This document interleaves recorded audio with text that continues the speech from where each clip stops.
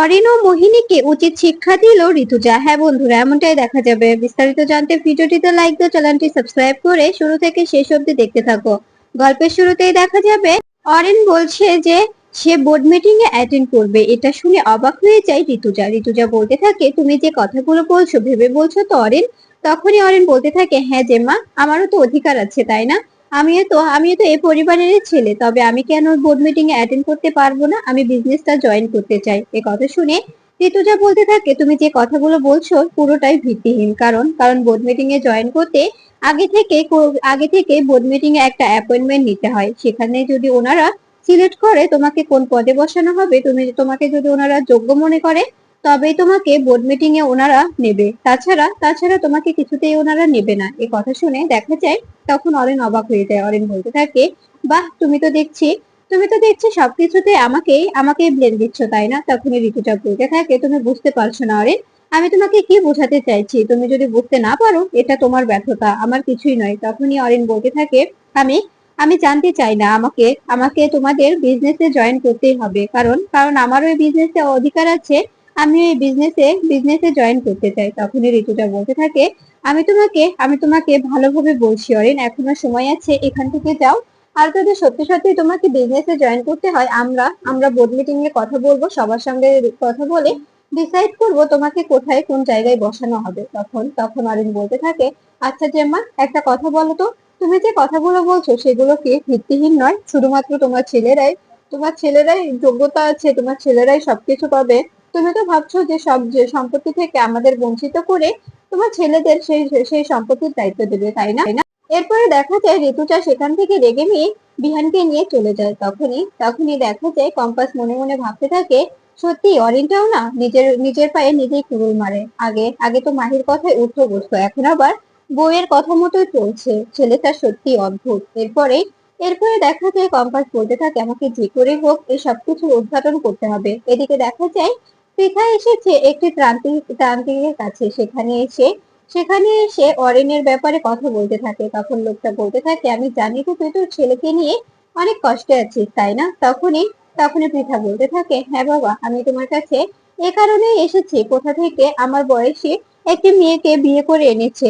আমার বাড়িতে অশান্তির শেষ নেই। তুমি প্লিজ কিছু একটা করো, যাতে আমার ছেলেটা আমার কাছে ফিরে আসে। আমার ছেলেটাকে ওই রাক্ষসী গিলে খাচ্ছে। তখনই কথা শুনে দেখা যায় প্রান্তিক বলতে থাকে, চিন্তা করিস না, সমস্ত সমাধান আমি করে দেব, একদম ভাববি না। তোর ছেলেকে তুই একদিনের মধ্যে নিজের কাছে ফিরে পাবি। আমি একটা জিনিস দেবো তোকে, সেই জিনিসটা যদি তুই তুই সাবধানে ঠিকঠাক জায়গায় রাখতে পারিস, তবেই তুই সফল হতে পারবি। তখনই পৃথা বলতে থাকে, ঠিক আছে বাবা, তুমি যেভাবে বলবে আমি সেভাবেই করব, তুমি শুধু আমাকে বলো আমাকে কি করতে হবে।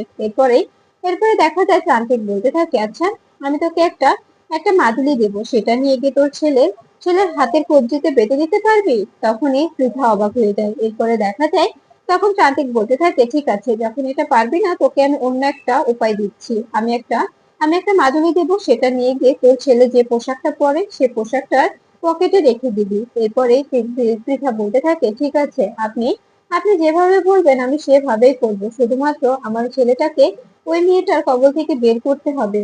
কারণ আমি মেনে নিতাম ওই মেয়েটা যদি সুন্দর আমাদের আমাদের আমার মেয়েদের বয়সী হতো, তবে অবশ্যই ওকে আমি মেনে নিতাম। কিন্তু মেয়েটা আমার থেকে প্রায় আমার বয়সী, ওকে আমি কি করে মেনে নিই বলুন? তখনই দেখা যায় প্রান্তিক একটি মাদুলি বের করে পৃথাকে দেওয়ার কথা বলে। এরপরে দেখা যায় একটি কঙ্কালের মাথার উপরে রেখে দেয় মাদুলিটা।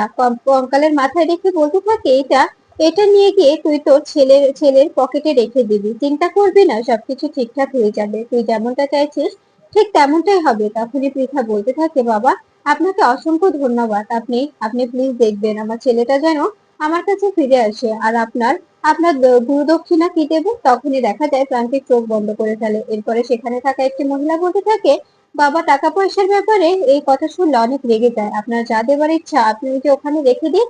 আসলে আমাদের আশ্রম নির্মাণের কাজ চলছে, তো তাই কে যাই দেয় না কেন, 10,000-এর নিচে কেউ দেয় না। তখনই পৃথা বলতে থাকে, আমিও তাই দেবো। এই বলে 10,000 টাকা বের করে সেখানে রেখে দেয়। তান্ত্রিক চোখ খুলে দেখতে থাকে আর মনে মনে বলতে থাকে, সত্যি ভালো একটা দান পেয়েছি, বড়লোকের বউ। এবার অনেকগুলো টাকা হাতানো গেল। এরপরে দেখা যায় তখন পৃথা পৃথা বলতে থাকে ঠিক আছে আমার ছেলেটার একটা একটা কাম হবে তো। তখনই তখনই দেখা যায় তান্ত্রিক বলতে থাকে চিন্তা করিস না, তোর ছেলে একদম একদম ঠিকঠাক হয়ে যাবে। এরপরেই পৃথা তান্ত্রিককে প্রণাম করে কাঁদতে কাঁদতে সেখান থেকে যাওয়ার কথা বলে। তখনই তান্ত্রিকের আয়া বলতে থাকে ঠিক আছে আপনি চলে যান। এরপরে দেখা যায় তখন পৃথা চলে গেলে তান্ত্রিকের আয়া বলতে থাকে গুরুদেব অনেক অনেক টাকা পাওয়া গেছে আর এবার এবার ভালো দান পাওয়া গেছে। তখনই গুরুদেব হাসতে থাকে আর বলতে থাকে এভাবে চললেই তো আমি বড়লোক হয়ে যাব। এরপরে দেখা যায় তান্ত্রিক অনেক খুশি হয়ে যায়।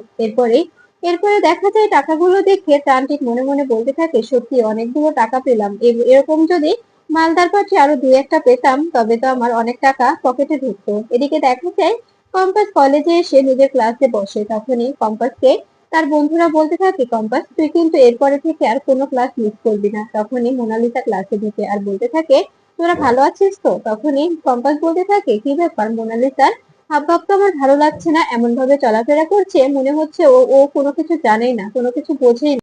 নিশ্চয়ই নতুন করে কোনো ফোন দিয়ে আসছে আর কি করছে সেটাও আমাকে জানতে হবে। এরপরে দেখা যায় কম্পাস তার বন্ধুরা সবাই বলতে থাকে কম্পাস তুই যা খেল দেখালি না, একটু হলেই তো আমরা তোর স্মরণ সোজা শুরু করে দিতাম, আমরা তো তোর স্মরণ সেবা পালন করতাম তাই না। তখনই দেখা যায় পাশে থেকে আরেকজন বলতে থাকে সত্যি যদি তুই সময় মতো লাফিং গ্যাসটা না ছড়িয়ে দিতি তবে তো আমরা তোর স্মরণ সেবাটা পালন করেই ফেলতাম। তখনই কম্পাস বলতে থাকে বলতো আমি কি নিজে স্মরণ সেবা দেখতে পারি, তাই তো লাফিং গ্যাসটা ছড়িয়ে দিয়েছিলাম। এরপরে দেখা যায় কম্পাস বিহানের ব্যাপারে কথা বললে তখনই মোনালিসা সবকিছু শুনতে থাকে আর মনে মনে বলতে থাকে কম্পাস আমি তোকে ছাড়বো না, বিহান আগে আমাকে ভালোবাসতো এখন এখন তোকে ভালোবেসে ফেলেছে। এদিকে দেখা যায় মাহি ও রশ্মিকা দুজনেই অনেক চিন্তিত, বারবার পৃথাকে ফোন করছে কেন কোনোভাবেই পৃথা ফোন ধরে না। তখনই দেখা যায় কিঞ্জল বলতে থাকে তোর মাটা না এভাবে হুটহাট করে যে কোথায় চলে যায় আমাদের না বলে গেলে যে টেনশন হয় সে কি জানে না যে আমরা টেনশন করব। তারপরেও না বলে কোথায় গেল আমি তো বুঝতে পারছি না। বাড়ির এরকম একটা পরিস্থিতি, আমি জানি যে অরিনকে নিয়ে ও অনেক চিন্তায় আছে, তাই বলে এভাবে চলে যাবে এভাবে। তখনই পৃথা এসে বলতে থাকে কি কি ব্যাপার কোনো ঝামেলা হয়েছে। তখনই কিঞ্জল বলতে থাকে ঝামেলা তো তুমি কাউকে না জানিয়ে কোথায় গিয়েছিলে বলো, কোথায় গিয়েছিলে? আমরা তোমাকে কখন থেকে ফোন করছি, ফোন ধরছো না, কোনো কোনো রেসপন্স নেই, তুমি হঠাৎ হারিয়ে গেলে এখন এসে বলছো কোনো ঝামেলা হয়েছে, মানেটা কি? তখন পৃথা বলতে থাকে হ্যাঁ গিয়েছিলাম, বাইরে একটু গিয়েছিলাম, তাই বলে এতটা চিন্তা করার তো কিছু নেই।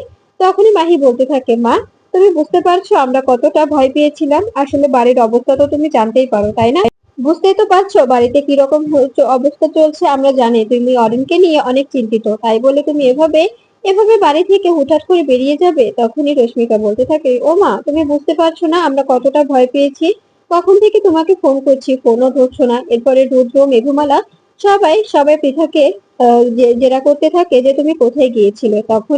তখনই দেখা যায় পৃথা বলতে থাকে আসলে আমি একটু মার্কেটে গিয়েছিলাম, কিছু কেনাকাটা করার ছিল তো তাই। তখনই মেঘমালা বলতে থাকে কই কাকিমণি তোমার হাতে তো কোনো ব্যাগ দেখছি না, তুমি তো যেখানেই যাও আমাকে বলে যাও অন্তত পক্ষে, কিন্তু আজকে বলে গেলে না কেন কোথায় গিয়েছিলে। তখনই পৃথা বলতে থাকে আসলে গিয়েছিলাম মার্কেটে কিন্তু কোনো কিছু পছন্দ হলো না বলেই চলে এলাম, কিনলাম না। তখন দেখা যায় রশ্মিকা মনে মনে বলতে থাকে মা হয়তো বা কিছু একটা লুকোচ্ছে, মা কি কোথাও গিয়েছিল, কোথায় গিয়েছিল মা। এরপরে দেখা যায় মাহি বলতে থাকে মা তুমি কোথায় গিয়েছিলে বলো তো।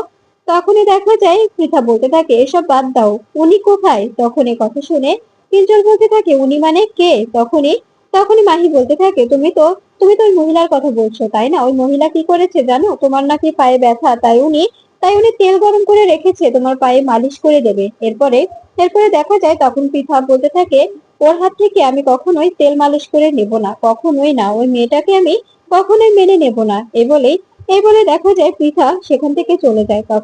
তখনই মেঘমালা বলতে থাকে কাকিমণির ব্যাপারটা আমার কেমন যেন লাগছে, মনে হচ্ছে কিছু একটা লুকিয়ে এখান থেকে কোনোভাবে বেরিয়ে গেল, সত্যি ব্যাপারটা আমি বুঝতে পারলাম না। তখনই কিঞ্জল বলতে থাকে আমিও বুঝতে পারছি না যে পৃথা কি করতে চাইছে, পৃথা আসলে আসলে কি চাইছে, ওর মতিগতি কি। এরপরে দেখা যায় কিঞ্জল মনে মনে ভাবতে থাকে অরিনই বা কোথায় গেল, অরেন কোনোভাবে কলেজে পৌঁছায়নি তো, যদি কলেজে যে কোনো ঝামেলা হয়। এদিকে দেখা যায় জিৎ দৌড়ে আসে কম্পাসের কাছে, দৌড়ে এসে বলতে থাকে কম্পাস আমি তো ওর কাছে একটা দরকারে এলাম, তাড়াতাড়ি আয়, শিগগিরই আয়, দেখবি ওদিকে কি হয়েছে।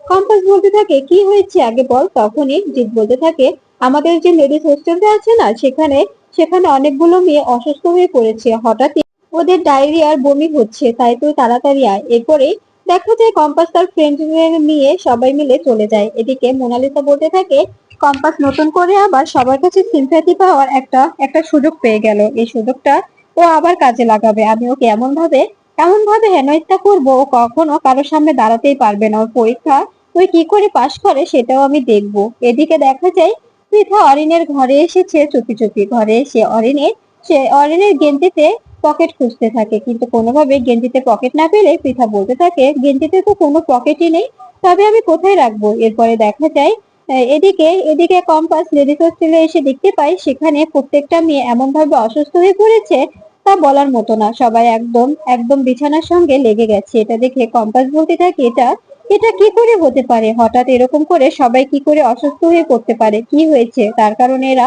এরা এভাবে অসুস্থ হয়ে পড়েছে। তখন জিৎ বলতে থাকে বুঝতে পারছি না, ওরা নাকি কেউ কোনো বাইরের খাবারও খায়নি, সবাই সবাই এই হোস্টেলেই আছে, ক্যান্টিনের খাবার হাতে গোনা কয়েকজন খেয়েছে, কিন্তু অসুস্থ হয়ে পড়ছে সবাই। তখনই কম্পাস বলতে থাকে আচ্ছা তোমরা পানি খাচ্ছ কোথাকার, হোস্টেলের নাকি অন্য কোথাওকার। তখনই পাশে থাকা একটি মেয়ে বলতে থাকে না দিদি, আমরা এখানকার পানি খাচ্ছি, সবাই এখানকার পানি খাওয়া হচ্ছে। এরপরে কম্পাস বলতে থাকে তার মানে পানিতেই হয়তো বা কোনো সমস্যা আছে। এরপরে বিহান এসে বলতে থাকে কম্পাস সবকিছু ঠিকঠাক আছে তো, আমাকে এক্ষুনি ওদেরকে হসপিটালাইজ করতে হবে। আসলে মা মা মিটিং এ ব্যস্ত, মা কিছু এখন করতে পারবে না, আমাদেরই ডিসিশন নিতে হবে। তখন তখন কম্পাস বলতে থাকে বিহান স্যার আমাদের দেখতে হবে, মনে হচ্ছে হোস্টেলের পানিতে কোনো সমস্যা হয়েছে, জলে জলে কোনো গড়বড় হয়েছে, যার কারণে জল খেয়ে ওরা নিহত এভাবে অসুস্থ হয়ে পড়ছে। তখন তখন এই কথা শুনে দেখা যায় বিহান বলতে থাকে হতে পারে, আমরা আমরা সবটাই দেখবো, তুমি তুমি দেখো, আমি ডক্টরকে ফোন করছি। এরপরে দেখা যায় বিহান ডক্টরকে